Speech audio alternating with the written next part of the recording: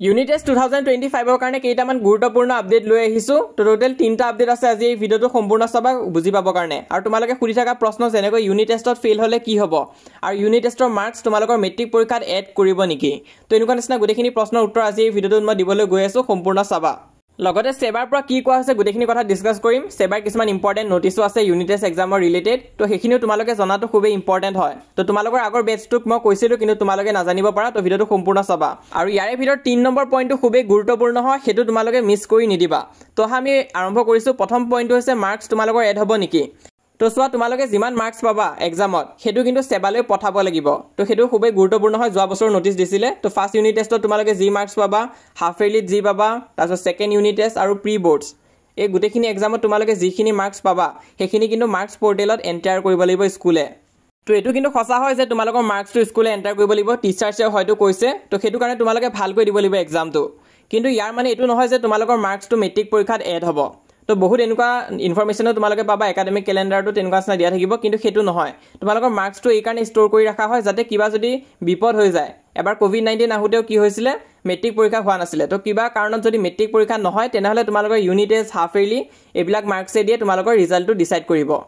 তো ইউনিট টেষ্টৰ মাৰ্কসটো কিন্তু তোমালোকৰ মেট্ৰিক পৰীক্ষাত এড নহয় তো হেতু টেনচন নলবা নেক্সট পইণ্টটো হৈছে যে যদি তোমালোকে ফেইল কৰা বা এক্সাম বেয়া কৰি দিয়া তেনেহলে পৰীক্ষা দিব পাৰিবা নে নাই তো কি হ'ব যদি তোমালোকে ফেইল কৰি দিয়া তো বহুত ষ্টুডেন্টস এটো ভয় থাকে স্কুলতো হয়তো কৈছে সাকে যে ফেইল কৰিলে দিব নিদিব বুলি তো যোৱা বছৰ সেবা এখন নোটিছ দিছিলে তো ইয়াত তোমালোকে চাব পৰা মই অলৰেডি ভিডিও বনাইছিলো আগতে কিন্তু তেটা তোমালোকে নাজানিব পাৰা আৰু যেহেতু নতুন বেচ হয় এই নিয়মটো জানাটো খুবেই ইম্পৰ্টেন্ট হয় ইয়াত তোমালোকে 11 নম্বৰ পইণ্টটো চোৱা the candidates who have not appear in any of the internal examination of class 10 unit test half yearly pre-board examination will not be eligible to sit in the SSLC exam 2025 তো ইয়াত কোৱা হৈছে যদি তোমালোকে exam বিলাক নিদিয়া unit test exam half yearly exam pre-board exam এইবিলাক যদি তোমালোকে এবসেন্ট হৈ যোৱা আৰু এক্সামটো নিদিয়া তেনেহলে কিন্তু মেট্ৰিক পৰীক্ষা তোমালোকক বহিব নিদিব তো এই নিয়মটো কিন্তু খুবেই ষ্ট্ৰিক্ট হয় এটো যোৱা বছৰ সেবাই উলাইছিলে তাৰ মানে কি তোমালোকে ইউনিট টেষ্ট এক্সামত যদি ফেইলও হৈ যোৱা বা কম নম্বৰ পোৱা তেতিয়াও কোনো কথা নাই কিন্তু তোমালোকে এক্সামটো দিব লাগিব এক্সামটো নিদিয়াকে নাথাকিবা আৰু তোমালোকে যদি unit test half yearly preboard ইয়াৰ ভিতৰত যদি এটা এক্সামো যদি নিদিয়া তেনেহলে কিন্তু তোমালোকক মেট্ৰিক পৰীক্ষাত বহিব নিদিব তো এটো গুৰুত্বপূৰ্ণ হয় তো এক্সাম বিলাক তোমালোকে দিবলৈ চেষ্টা কৰিবা আৰু যদি তোমালোকৰ বেমাৰ হৈ যায় হেতু সময়ত বা একদম স্কুল তোমালোকে যাব পৰা নাই তেনে ক্ষেত্ৰত এপ্লিকেশন এখন স্কুলত জমা দি দিবা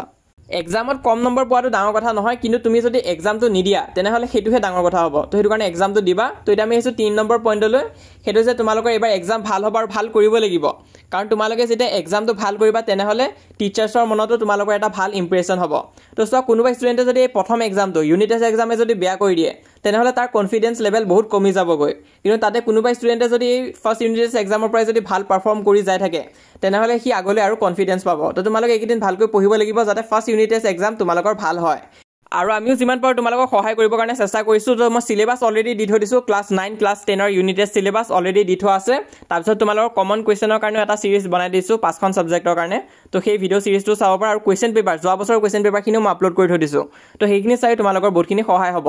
আৰু আগলৈ মই কিছুমান ইম্পৰ্টেন্ট ভিডিও দি যাম তো তাৰে মাজতে সৰু ইনফৰমেশন এটা তোমালোকক দিবলৈ আছিল তো ইংলিশ সাবজেক্টৰ কাৰণে হয় এই ইনফৰমেশনটো তো তোমালোকৰ কি আহিব এই লেটাৰটো গত আহিব নেলসন মান্ডেলা আহিব এই tiger in the zoo Amanda letter writing তো এখিনি মেইন টপিক হয় এখিনি আহিব তো ইয়াৰটো মই লেকচাৰৰ ভিতৰত তোমালোকৰ এই লেটাৰটো গত নেলসন মান্ডেলা আৰু এই টাইগাৰ ইন দা জু তো এখিনি ইউটিউবত অলৰেডি দি থৈ দিছো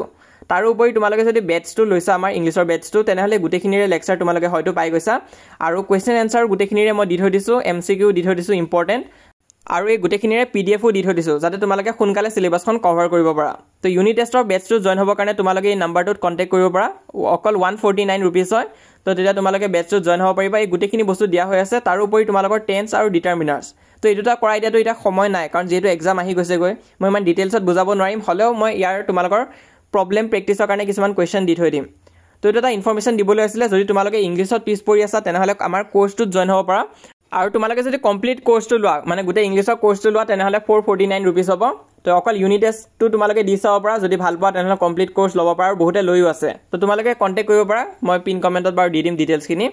আৰু কিবা কথা যদি বুজি পোৱা নাই আজি এই ভিডিওটোত মোক কমেন্ট বক্সত খুদিবা মই উত্তৰ দিব চেষ্টা কৰিম তাৰ উপৰি তোমালোকে আমাৰ WhatsApp চেনেলত জয়েন হ'বা তো WhatsAppত জয়েন কৰাটো খুবেই ইম্পৰ্টেন্ট হয় কাৰণ ইউনিট টেষ্ট এক্সাম আহি আছে তো তাতে মই গুটেখিনি কোৱেশ্চন পেপাৰ তোমালোকক দিম তো তোমালোকে যদি জয়েন কৰা নাই সোনকালে জয়েন কৰিবা লিংকটো পিন কমেন্টত দিয়া হৈ আছে লগতে আমাৰ এই চেনেলটো তোমালোকে সাবস্ক্ৰাইব কৰিবা মই যিমান পাৰো তোমালোকক ইউনিট টেষ্টৰ কাৰণে সহায় কৰি যাম